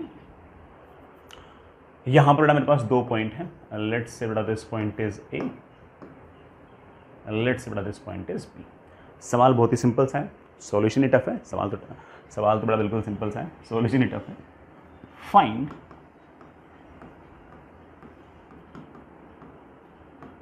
equivalent resistance between A and point A और पॉइंट बी के बीच में इक्विवेलेंट रेजिस्टेंस कितना होगा ये आपको निकालना है, ये बड़ा आपको निकालना है। चलिए निकालते हैं। बिल्कुल, बड़ा कोशिश करते हैं। मान लेते हैं कि ए और बी के बीच जो रेजिस्टेंस है, लेट्स से उसकी वैल्यू है आर इक्विवेलेंट। ठीक है, मान लेते हैं, मुझे आर इक्विवेलेंट निकालना है। सुनना बेटा, मैंने यहां पर 2 पॉइंट लिए, यहां कहीं सी और यहां कहीं डी। एक मिनट, सॉरी, यहां नहीं बेटा, यहां नहीं, माय मिस्टेक। यहां कहीं मैंने कोई पॉइंट लिया सी, यहां कहीं मैंने कोई पॉइंट लिया डी। जैसे ए और बी है बेटा, वैसे आपके सी और डी है, ऐसे वैसे के वैसे। ठीक है, अब मैं एक काम करता हूं, आप पहले ना एक बार ना ए और बी के अबाउट जो सर्किट है ना, उसके बाद विजुअलाइज कर लो कि हाँ सर ए और बी के अबाउट सर्किट मुझे ऐसा नजर आ रहा है। इसके बाद विजुअलाइज कर लो 5 से सेकंड तक कि हाँ सर मैं ए से बी तक ऐसी इनफाइनाइट लेटर्स समझ गया हूं। अब एक काम करो, ये पहले वाली जो लेटर है इसको छुपा दो। छुपा दिया, और सी से डी के बाद जो सिस्टम दे रखा है वो देखो। मुझे ऐसा लग रहा है, मेरी ऐसी फीलिंग है कि जैसा सर्किट ए से बी के बीच में है, वैसा सा ही सर्किट सी और डी के बीच में है। बस इतना सा फर्क है कि यहां से इनफाइनाइट लेटर्स हैं और यहां से इनफाइनाइट -1 लेटर्स हैं। लेकिन इनफाइनाइट -1 भी तो इनफाइनाइट है, इसके बाद भी इनफाइनाइट लेटर्स हैं और इसके बाद भी इनफाइनाइट लेटर्स हैं। तो मुझे तो ऐसा लग रहा है कि जैसा सर्किट ए से बी देखने पर है, जैसे मैं ए बी से देखूं चाहे सी डी से देखूं, एग्जैक्टली सेम नजर आ रहा है। तो जो रेजिस्टेंस ए और बी के बीच होना चाहिए, वही रेजिस्टेंस तो सी और डी के बीच होना चाहिए, क्योंकि यहां से भी इनफाइनाइट लेटर्स हैं, यहां से भी इनफाइनाइट लेटर्स हैं। यहां से जैसा सर्किट नजर आ रहा है, वैसा सा ही सर्किट सी और डी के अबाउट नजर आ रहा है। तो ऐसा लग रहा है कि एग्जैक्टली सर्किट ए बी से देख लो चाहे सी डी से देख लो, बिल्कुल सेम नजर आ रहा है। तो मैं ऐसा कह सकता हूं कि circuit looks same from A B and C D. A B से देखने पर भी सर्किट वैसा का वैसा नजर आ रहा है, सी डी से देखने पर भी सर्किट वैसा का वैसा नजर आ रहा है। तो इसका मतलब कोई अगर मुझसे पूछ ले कि सी डी के अबाउट रेजिस्टेंस कितना होगा, तब भी बेटा हम बोलेंगे कि वही होगा जो ए बी के अबाउट था। और ए बी के अबाउट कितना था? R equivalent. तो जैसा सर्किट ए बी से देखने पर है, एग्जैक्टली वैसा ही सर्किट सी डी से देखने पर है। इस कारण से हम कह सकते हैं कि अगर ए बी के बीच अगर रेजिस्टेंस टोटल आर इक्विवेलेंट है, तो सी डी के अक्रॉस भी रेजिस्टेंस तो आर इक्विवेलेंट होना चाहिए।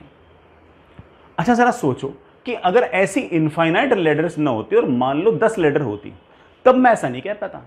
तब ए बी से देखने पर 10 लेटर नजर आती और सी डी से देखने पर 9 लेटर नजर आती। तो मैं नहीं कह पाता कि जैसा ए बी के अक्रॉस है वैसा ही सी डी के अक्रॉस है। लेकिन अब तो ए बी से भी इनफाइनाइट लेटर्स हैं और सी डी से भी इनफाइनाइट लेटर्स हैं, और सिमेट्री दिख ही रही है कि सारे के सारे जो लेटर्स हैं वो एग्जैक्टली एक जैसी हैं। तो जैसा रेजिस्टेंस ए बी के अक्रॉस, वैसा रेजिस्टेंस सी डी के अक्रॉस। अब देखो, मैं थोड़ा सा रीड्रॉ करता हूं सर्किट। इतना तो मैं वैसा का वैसा बना देता हूं कि ये वाला रेजिस्टेंस आर,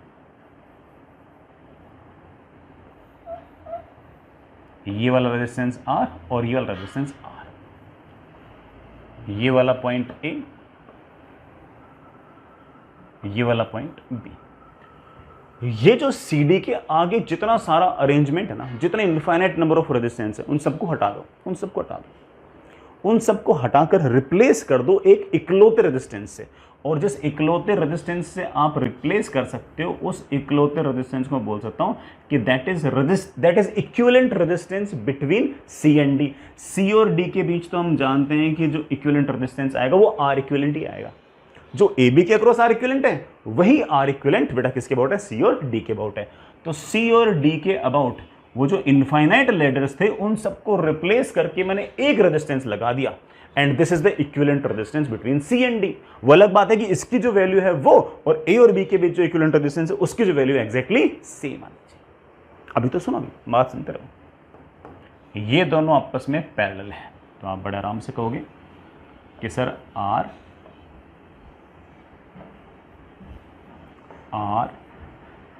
ये दोनों अगर पैरेलल हैं तो R equivalent into R upon R equivalent plus R. ये वाला पॉइंट मेरे पास है ए, ये वाला बड़ा मेरे पास है पॉइंट है B. Resistance between A B, equivalent resistance between A B is, अब ये तीनों रेजिस्टेंस मुझे सीरीज में दिख रहे, 2R plus R equivalent into R upon R equivalent plus R. ये है ए बी के अक्रॉस इक्विवेलेंट रेजिस्टेंस। लेकिन हम तो जानते हैं कि ए बी के अक्रॉस इक्विवेलेंट रेजिस्टेंस वही है जो सी डी के अक्रॉस है, और सी डी के अक्रॉस हम आर इक्विवेलेंट क्या लिख चुके हैं, यही आर इक्वी लिख चुके हैं। ये मेरे ख्याल से एक छोटी सी क्वाड्रेटिक इक्वेशन है, इसको जैसे ही हम सॉल्व करेंगे बेटा हमारा आंसर आ जाएगा। बेटा मेरे ख्याल से तो एक छोटी सी क्वाड्रेटिक इक्वेशन है, जैसे ही हम इसको सॉल्व करेंगे बेटा हमारा आंसर आ जाएगा। अभी करते हैं।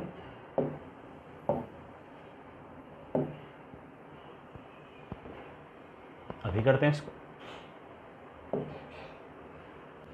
अभी करते हैं। हमने ए बी के अक्रॉस रेजिस्टेंस निकाल लिया कि यार आर वो और ये, और ए बी के अक्रॉस हम शुरुआत से रेजिस्टेंस क्या मानते हैं, आर इक्विवेलेंट मानते हैं। जो ए बी के अक्रॉस था बेटा वही सी डी के अक्रॉस था, और इस सिमेट्री का यूज करके हमने बड़े आराम से एक क्वाड्रेटिक इक्वेशन बना ली है, और मेरे पास ये क्वाड्रेटिक इक्वेशन आ गई है 2R into R equivalent plus 2 times R square plus R equivalent into R should be equal to R equivalent का square plus R equivalent into R. But एक बार चेक करो सही तो क्या ना, 2R into R equivalent plus 2R square plus R equivalent into R should be equal to R equivalent का square. ठीक है,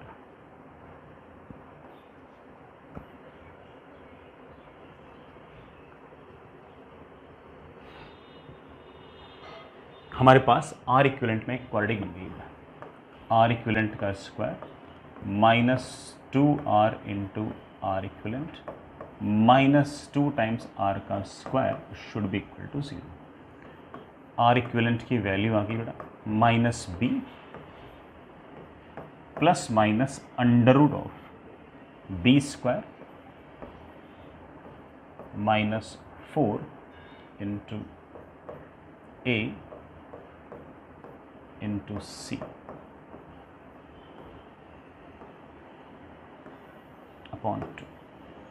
बटा 2 से ये 2, ये वाला 4, ये वाला 4 कैंसिल। आर इक्विवेलेंट की मेरे पास वैल्यू आ गई है R plus minus R square plus 2R square. बटा कितना हो गया, √3R।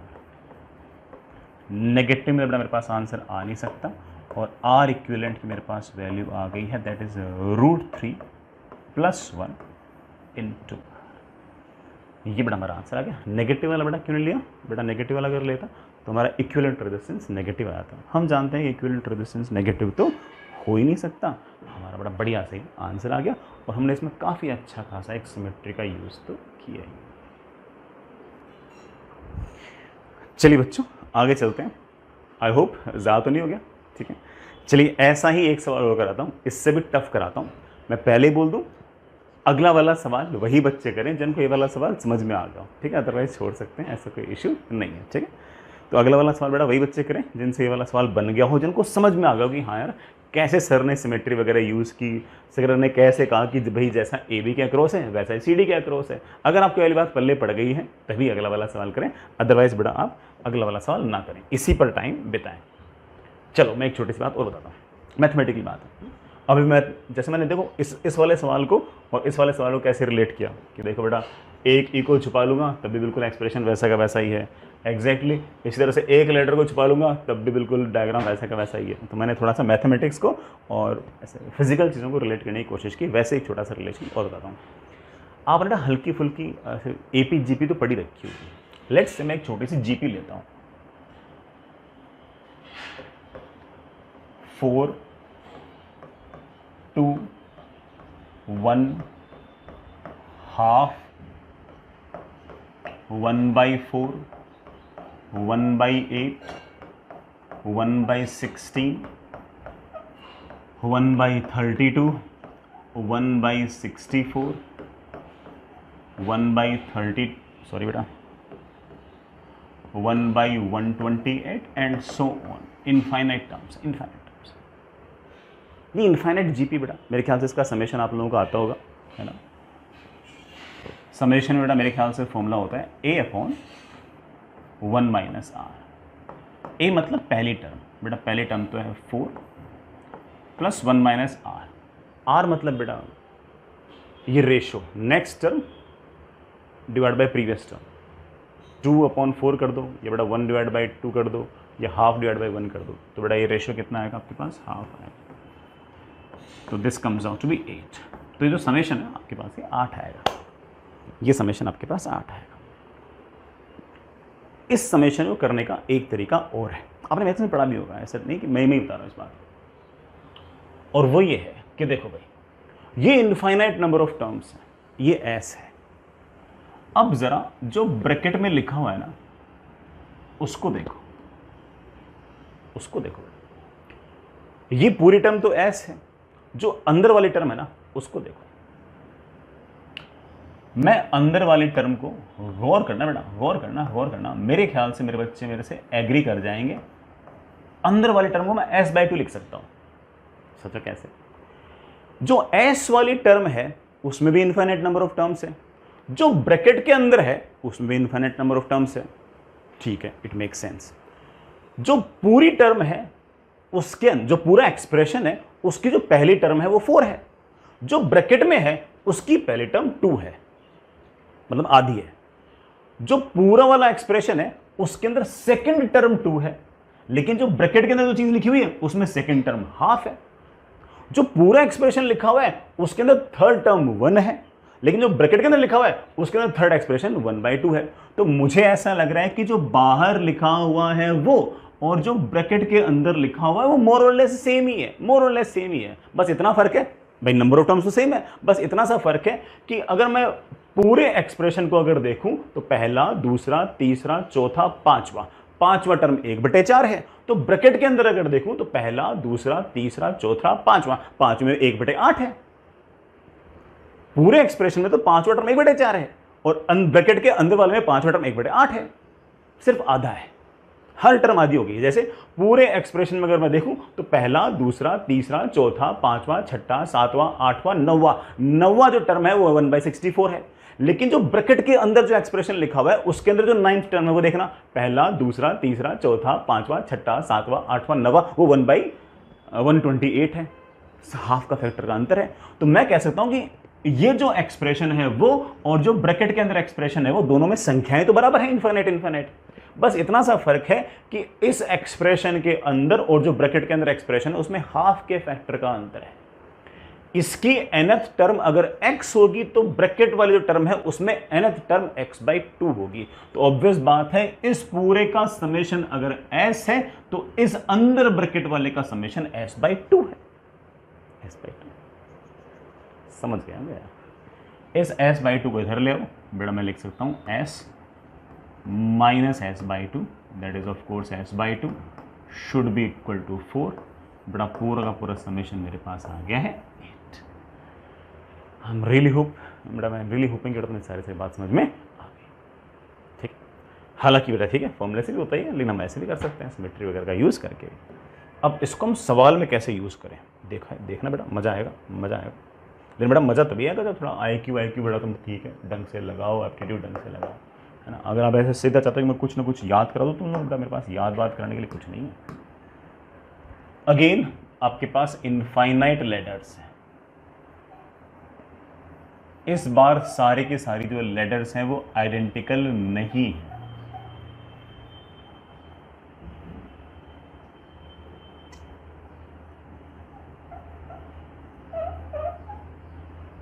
इस बार बेटा आइडेंटिकल नहीं है।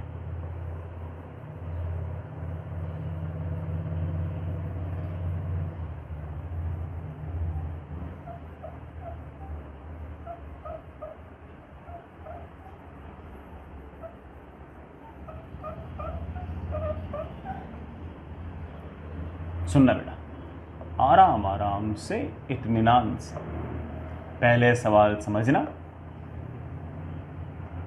फिर आराम से करना। ऐसे इनफाइनाइट नंबर ऑफ रेजिस्टेंसेस, इस बार सारे के सारे रेजिस्टेंस एक जैसे हों ऐसा ज़रूरी नहीं है। मैं बेटा पहले बोल दूं, दीज आर इनफाइनाइट लेटर्स। ये पहले वाली जो लेटर्स में तीनों रेजिस्टेंस है, ये बेटा आर आर आर है, ये भी आर, ये भी आर, ये भी आर। अगली लेटर के अंदर तीनों के तीनों r/2 r/2 r/2। अगली लेटर में तीनों के तीनों r/4 r/4 r/4। अगली लेटर में तीनों के तीनों r/8 r/8 r/8।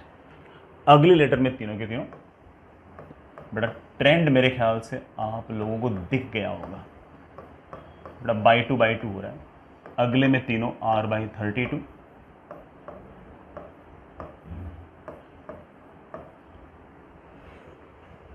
इसमें बेटा r/64, इसमें बेटा r/128,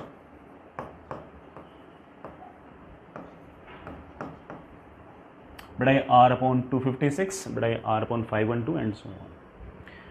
सवाल बेटा वही है, आपके पास कोई दो पॉइंट्स हैं,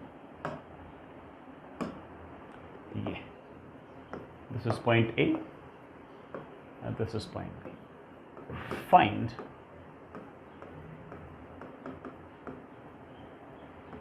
equivalent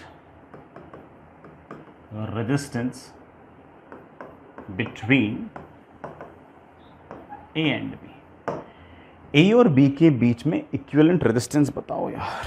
बिल्कुल बताएंगे, क्यों नहीं बताएंगे, पक्का बताएंगे।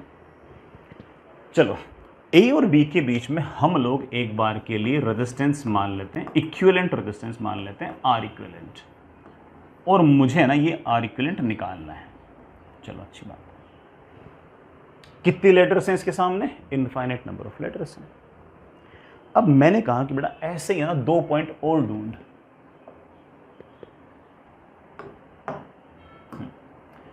एक पॉइंट बेटा यहां कहीं सी, एक बेटा यहां कहीं डी, ये 2 पॉइंट। अब पहली वाली लेटर को छुपा लें। पहली वाली लेटर को छुपाने से लेटर की संख्याओं पर तो कोई फर्क नहीं पड़ेगा। पहली वाली लेटर को छुपाने से लेटर्स की संख्याओं पर तो कोई फर्क नहीं पड़ेगा। बिल्कुल वैसे जैसे इस 4 को छुपाने पर, भैया एक्सप्रेशन तो एस है, इस 4 को अगर छुपा लूंगा तब भी बेटा नंबर ऑफ टर्म्स तो उतनी रहेंगी। इनफाइनाइट में से एक टर्म अगर कम कर दोगे तो क्या फर्क पड़ेगा।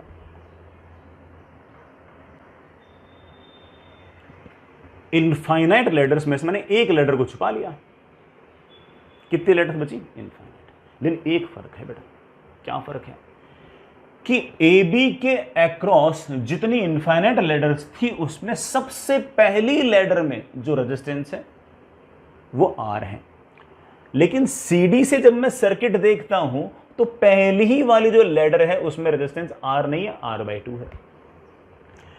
ए बी से जब मैं देखता हूं तो जो सेकंड लेटर है उसके अंदर रेजिस्टेंस r/2 r/2 r/2 है, लेकिन जब मैं सी डी से देखता हूं तो सेकंड लेटर के अंदर सारे के सारे रेजिस्टेंस r/4 r/4 r/4 है। I hope you get the drift कि मैं कहां जा रहा हूं। ए बी से देखने पर तीसरी लेटर के अंदर रेजिस्टेंस r/4 r/4 r/4 है, लेकिन सी डी से देखने पर तीसरी लेटर के अंदर रेजिस्टेंस r/8 r/8 r/8 है, जस्ट हाफ। ए बी से देखने पर फोर्थ लेटर के अंदर 1 2 3 4, हाँ फोर्थ लेटर के अंदर रेजिस्टेंस r/8 r/8 r/8 है, लेकिन सी डी से देखने पर फोर्थ लेटर 1 2 3 4, फोर्थ में r/16 r/16 r/16 है। I hope you get the point में क्या कहना चाह रहा हूं। इसका मतलब ये हुआ कि अगर ए बी के अक्रॉस अगर रेजिस्टेंस आर इक्विवेलेंट है तो सी डी के अक्रॉस रेजिस्टेंस आर इक्विवेलेंट नहीं होगा, आर इक्विवेलेंट बाय 2 होगा, क्योंकि जैसा सर्किट ए बी के अक्रॉस है वैसा सर्किट ए डी के अक्रॉस है। बस इतना फर्क है कि ए बी के अक्रॉस और सी डी के अक्रॉस में सारे के सारे रेजिस्टेंस हाफ होगा। ए बी के अक्रॉस जो रेजिस्टेंस आपको दिख रहे हैं और सी डी के अक्रॉस जो रेजिस्टेंस दिख रहे हैं वो सारे सारे हाफ हो गए हैं। ए बी के अक्रॉस देखता हूं तो पहले में आर है, सी डी के अक्रॉस देखता हूं पहले में आर बाई टू है, ए बी के अक्रॉस देखता हूं तो दूसरे में आर बाई टू है, सी डी के अक्रॉस देखता हूं दूसरे में आर बाई फोर है। तो सारे का सारा रेजिस्टेंस अगर हाफ है तो आर इक्विवेलेंट भी तो हाफ होना चाहिए। अब कर लूंगा, इस सर्किट को वापस से ड्रॉ करो। ये आपका पॉइंट ए,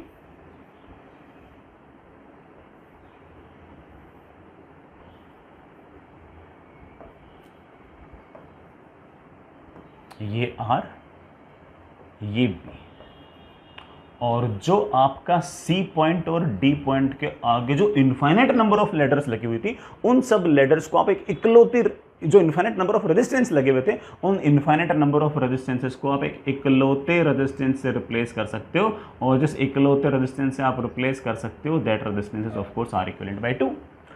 ये आर इक्विवेलेंट बाय 2 और ये आर आपस में दोनों कैसे हैं? पैरेलल। तो आप कहोगे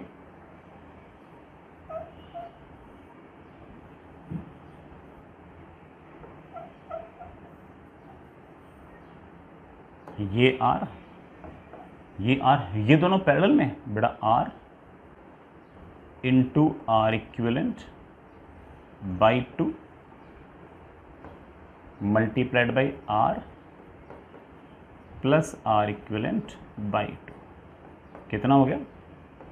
2 टाइम्स आर इक्विवेलेंट, और 2 तो कैंसिल हो जाएगा,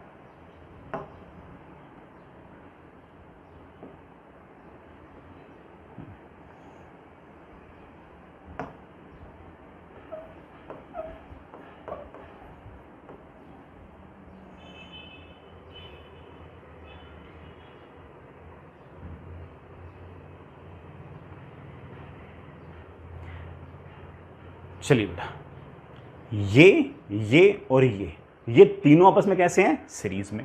तो मुझे ए बी के अक्रॉस रेजिस्टेंस निकालना है, अभी निकाल लूंगा। ए और बी के अक्रॉस जो रेजिस्टेंस होगा दैट विल बी ये वाला आर और ये वाला आर, तो कितना हो गया? 2R प्लस ये वाला रेजिस्टेंस इसके साथ सीरीज में जिसकी वैल्यू है R into R equivalent upon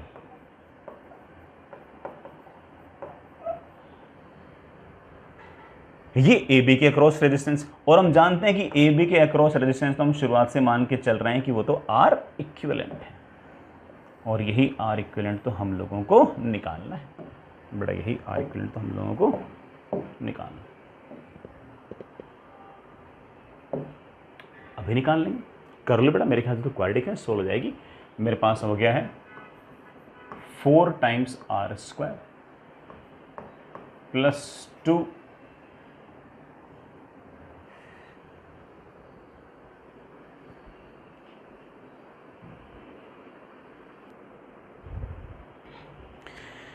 चलिए बेटा वापस से करना पड़ेगा, थोड़ी लाइट चली गई थी।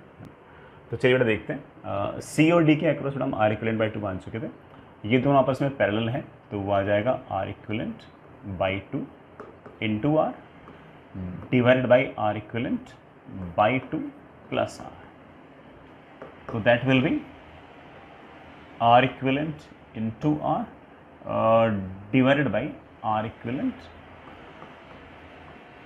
Plus 2R। ठीक है ना, ये R और ये वाले रेजिस्टेंस और ये R तीनों आपस में कैसे हैं? सीरीज में। तो आप कह सकते हो कि A और B के बीच जो रेजिस्टेंस आएगा दैट विल बी R और R तो 2R प्लस बेटा ये वाला रेजिस्टेंस वो हम लिख चुके हैं that is R equivalent into R divided by R equivalent plus 2R। ये आ गया A B के बीच इक्विवेलेंट रेजिस्टेंस। बेटा ए बी के बीच इक्विवेलेंट रेजिस्टेंस, तो आर इक्विवेलेंट लिखा था मैंने शुरुआत से, मैं उसको आर इक्विवेलेंट लिख दिया। ये आर इक्विवेलेंट में एक क्वाड्रेटिक बन गई, सॉल्व करते मेरा आंसर आ जाएगा। बेटा देखना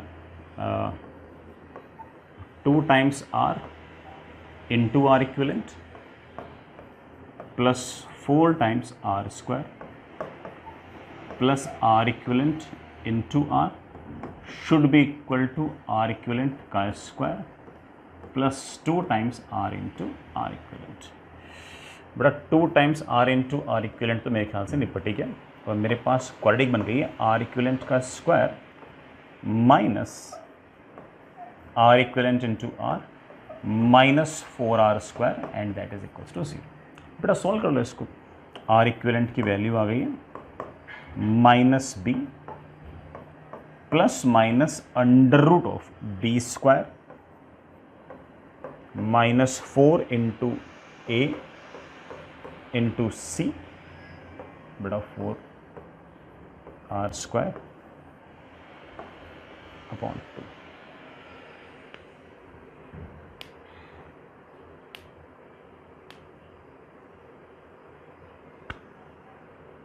ठीक है बेटा, नेगेटिव वाला रूट हटा देना और पॉजिटिव वाला आपका आंसर आ जाएगा। इक्विवेलेंट रेजिस्टेंस बेटा मेरे ख्याल से वैल्यू आ गई है r प्लस बेटा 16 + 1 = 17 √17r by 2, that is 1 plus √17 by 2 times of r। ये हमारा इक्विवेलेंट रेजिस्टेंस है। ठीक है बच्चा, समझ गए इस बात को। मुझे ऐसा लगा कि थोड़ा सा बड़ा ठीक है इंटरेस्टिंग था, टफ भी था, लेकिन ठीक है टफ में तो ठीक है, ऐसे मैथमेटिक्स से थी बाकी तो उसका स्थान। आगे चलते हैं ना, चलिए बच्चों आगे चलते हैं। Next is Wheatstone bridge. बहुत ही इंपॉर्टेंट सा कॉन्सेप्ट है। मान के चल लीजिए कि इक्विवेलेंट रेजिस्टेंस के अंदर सबसे इंपॉर्टेंट चीज़ें सिर्फ और सिर्फ तीन ही हैं, सीरीज, पैरेलल और व्हीटस्टोन ब्रिज। सारी की सारी कहानी इन तीनों के इर्द गिर्द ही घूमती रहेगी। दो हम देख चुके हैं, next is Wheatstone bridge. Wheatstone bridge सबसे पहली बार जिन्होंने इन्वेंट किया था that was Samuel Hunter Christie. इन्होंने बेसिकली जो बेसिक स्ट्रक्चर थी व्हीटस्टोन ब्रिज की वो डिज़ाइन की थी।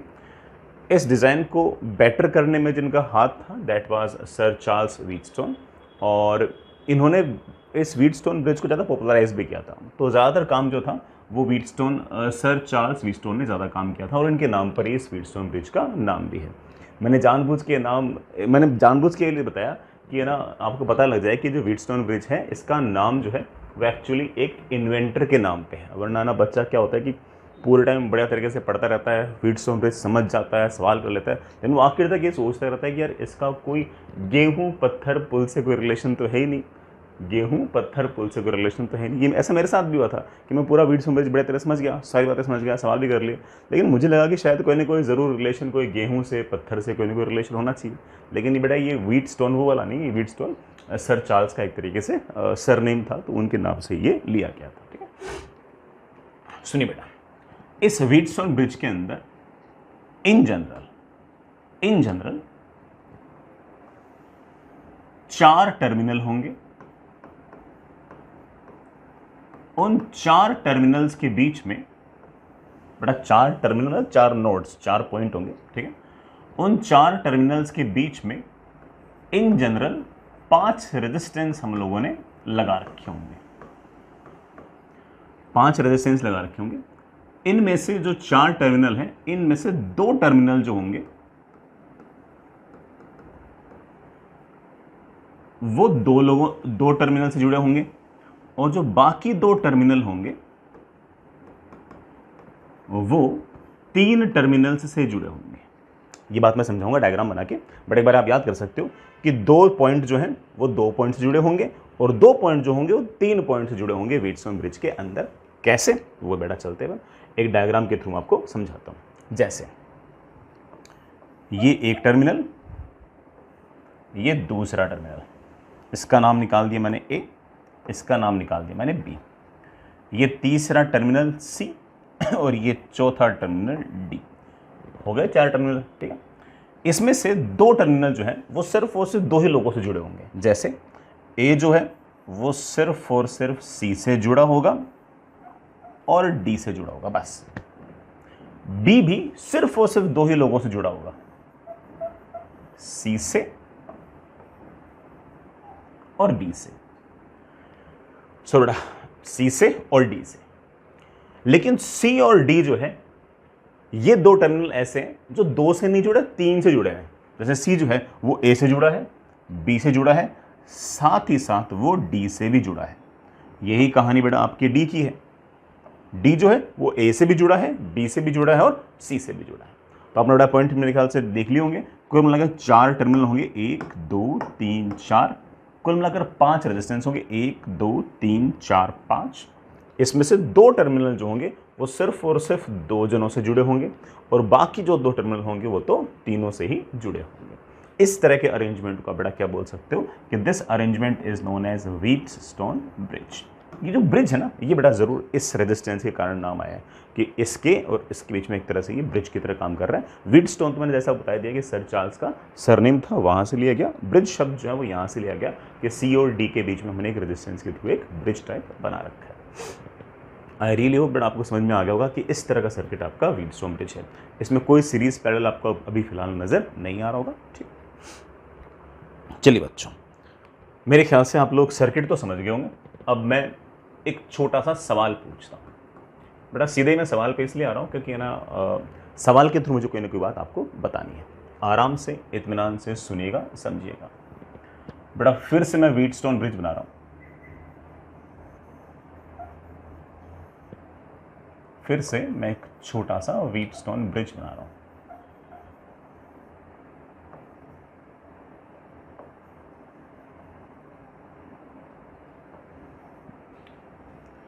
ये आपके पास पॉइंट ए है, ये बेटा आपके पास पॉइंट बी है, ये आपके पास मेरे बच्चों पॉइंट सी है और ये वाला पॉइंट डी है। बेटा चेक कर लो, व्हीटस्टोन ब्रिज ये जैसा डायग्राम लास्ट वाला था, जैसा डायग्राम ये है, मोर और लेस बेटा वही डायग्राम ये है। चेक कर लीजिए, 1 2 3 4 4 टर्मिनल है, 1 2 3 4 5 5 रेजिस्टेंस है, 2 टर्मिनल है। ए और बी जो है वो सिर्फ और सिर्फ 2 ही लोगों से जुड़े हुए हैं। किस किस से? सी से और डी से। चेक कर लो बेटा, सी से और डी से। लेकिन जो बाकी 2 टर्मिनल हैं वो तीनों से जुड़े हुए हैं। जैसे सी को देख लो, वो ए से भी जुड़ा हुआ है, डी से भी जुड़ा हुआ है और बी से भी जुड़ा हुआ है। जो डी है वो ए से भी जुड़ा हुआ है, सी से भी जुड़ा हुआ है और बी से भी। तो एग्जैक्टली सेम है। मैं रेजिस्टेंसेस बोल रहा हूँ बेटा, ये वाला रेजिस्टेंस R1, ये वाला resistance R2, this resistance is R3, this one is R4 और जो ब्रिज वाला है इसका रेजिस्टेंस इज लेट से R5। मैं सवाल पूछ रहा हूँ आपसे, सवाल है सिंपल सिंपल सवाल। सवाल है बेटा, find the condition in which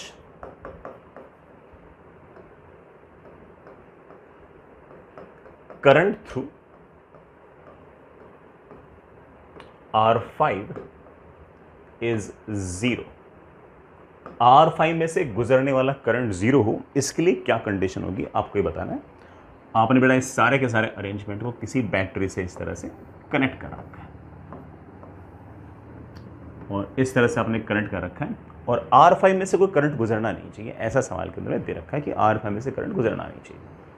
तो चलिए सोचते हैं, मेरे ख्याल से बड़ा डुएबल सवाल है, हम बड़े आराम से कर सकते हैं। सुनना, मान लीजिए कि बेटा यहाँ से कुछ ना कुछ करंट आया, उसके 2 हिस्से हुए।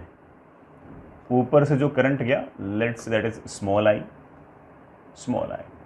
वैसे तो स्मॉल आई इधर भी जा सकता था, लेकिन सवाल के हिसाब से अगर देखें तो R5 में करंट नहीं गुजरना चाहिए, तो सारा का सारा जो आई है वो सामने निकल गया। गुड। इसी तरह से बेटा मान लेता हूं कि कैपिटल आई करंट इसमें से गया। लेट्स से बेटा कैपिटल आई करंट इसमें से गया, वो चलते चलते यूं आया। अब इसमें से करंट तो गुजरना नहीं है क्योंकि सवाल में क्या रखा है, तो वही कैपिटल आई सीधा का सीधा आगे निकल गया। स्मॉल आई इधर से आया, कैपिटल आई इधर से आया, कुल मिलाकर बैटरी के थ्रू जो करंट है वो small I plus capital I है। बढ़िया। अच्छा, आखिर R5 में से करंट बहा क्यों नहीं? इसके पीछे क्या कारण हो सकता है? आप बोलोगे कि सर R5 में से करंट नहीं बह रहा है, इस बात का सीधा सीधा मैथमेटिकल अर्थ ये है कि R5 के अक्रॉस पोटेंशियल डिफरेंस 0 होना चाहिए। इसका C पॉइंट और D पॉइंट पर पोटेंशियल सेम होनी चाहिए। तो आप कह सकते हो कि पहली इक्वेशन मेरे पास आई है कि VC is equals to VD। C point और D पॉइंट पर पोटेंशियल सेम होंगे तो इस R5 के अक्रॉस पोटेंशियल डिफरेंस 0 होगा और पोटेंशियल डिफरेंस 0 होगा तो करंट आपका 0 होगा और वही सवाल के अंदर हमें दे रखा है। Fair enough. चलिए बेटा, मुझे मैथमेटिकल कंडीशन निकालनी है, अभी निकालते हैं, मैं निकालता हूं। यहां से यहां तक अगर मैं ओम से लगाऊं A से C तक, तो मेरे पास इक्वेशन आएगी VA minus VC is equals to small I into R1। कोई दिक्कत नहीं बेटा। C से B तक अगर मैं ओम्स लगाऊं तो मैं कह सकता हूं कि VC minus VB is equals to, current तो बेटा स्मॉल I है, small I into R2। This is my equation number 3। बेटा स्मॉल आई सवाल के अंदर गिवन नहीं है, सवाल में गिवन R1 R2 है। तो एक काम कीजिए, दोनों इक्वेशंस को डिवाइड कर दीजिए। दोनों इक्वेशंस को जैसे मैंने डिवाइड किया, मेरे पास एक अच्छी सी इक्वेशन और आ गई, that is VA minus VC upon VC minus VB is equals to R1 upon R2। This is my equation number 4। This is useful to me. ये मेरे काम की इक्वेशन है। जैसा ओम्स लॉ आपने ऊपर वाले तारों पर लगाया है, वैसा ही ओम्स लॉ आप नीचे वाले तारों पर भी लगा दीजिए, आपका बड़ा अच्छा सा ग्राफ बन जाएगा। चलो बच्चों लगाते हैं, नीचे वाले पर भी ओम्स लॉ लगाते हैं। VA minus VD, VA minus VD can be written as capital I multiplied by यहां से तक का resistance, that resistance is R3। वही ओम्स लॉ बेटा यहां से यहां तक लगाऊं तो मैं कह सकता हूं कि VD minus VB is equals to capital I into ये वाला resistance, that is R4। This is my equation number 6। इन दोनों इक्वेशंस को डिवाइड करना। जैसे मैंने दोनों इक्वेशंस को डिवाइड किया, मेरे पास आ गया VA minus VD upon VD minus VB is equals to R3 upon R4। Capital I निकल गया, मुझे कैपिटल I में इंटरेस्ट नहीं था, क्योंकि बड़ा कैपिटल I सवाल के अंदर दे नहीं रखा हो, तो माना अपन को तो R1 R2 दे रखे हैं। चलिए बच्चों, मेरे ख्याल से मेरा अब इन 3 इक्वेशन से बात बन जाएगी। देखो C पर और D पर पोटेंशियल सेम है, यहाँ पर VA माइनस VC है, यहाँ पर VA माइनस VD है, एक ही बात है। यहाँ पर VC माइनस VB है, यहाँ पर VD माइनस VB है, और VC और VD बराबर है। तो मेरे ख्याल से ये वाली वैल्यू, सॉरी ये वाली इक्वेशन और ये वाली इक्वेशन तो सेम बैठ रही है। तो आप कह सकते हो कि मैं इक्वेशन 4 को इक्वेशन 7 के बराबर कर सकता हूँ।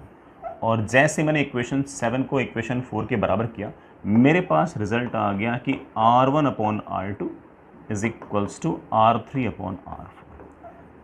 This is the mathematical condition which confirms that कि करंट थ्रू R5 इज 0। अगर ये वाली मैथमेटिकल कंडीशन फुलफिल बैठती है तो हम कह सकते हैं कि R5 में से गुजरने वाला करंट आपका 0 होगा। तो बेटा मैं साइड में लिख भी दूँ इस बात को, क्या लिखा हुआ है कि R1 upon R3 is equals to R2 upon R4। अगर R1 upon R3 is equals to R2 upon R4 तो समझ जाना कि करंट थ्रू R5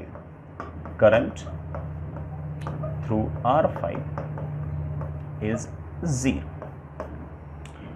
हालांकि मैं इसको ऐसे भी लिख सकता हूं कि R1 upon R2 is equals to R3 upon R4। तो इसको एक लिखने की स्टाइल और हो गई कि R1 upon R2 is equals to R3 upon R4। मतलब this upon this is equals to this upon this. चाहे बेटा ऐसे बोल दो कि this upon this is equals to this upon this, या फिर ऐसे बोल दो this upon this equal to this upon this. दोनों ही केस के अंदर आपके इस R5 में से गुजरने वाला करंट 0 होगा। मुझे ज़्यादा जो पसंद है वो है ऐसे क्रॉस मल्टीप्लाई करने के बाद जो रिजल्ट आता है वो, और वो ये कहता है कि R1 into R4 is equals to R2 into R3। मतलब this into this equal to this into this. अगर दिस इंटू दिस के बराबर हो गया तो R5 में से किस तरह कोई करंट नहीं गुजरेगा। और इस कंडीशन को हम बोलते हैं कि हमारा जो व्हीटस्टोन ब्रिज है वो बैलेंस्ड है। बेटा क्या शब्द यूज करेंगे कि व्हीटस्टोन ब्रिज इज बैलेंस्ड। ध्यान रखना बेटा, बैलेंस्ड का अर्थ ही ये है कि this into this equal to this into this, इसका मतलब इसमें से गुजरने वाला करंट आपका 0 है। अच्छा रिजल्ट है, हमें याद रखना है बेटा इस रिजल्ट, ठीक है। ऐसे मैंने सिर्फ लिखने के लिए नहीं लिखा है, ये रिजल्ट हमें याद रखना है बेटा, ठीक है। आप जैसा चाहो वैसे याद कर लो बेटा, this upon this equal to this upon this, या बेटा this upon this equal to this upon this, या फिर this into this equal to this into this. मुझे कौन सा पसंद है, ये मुझे याद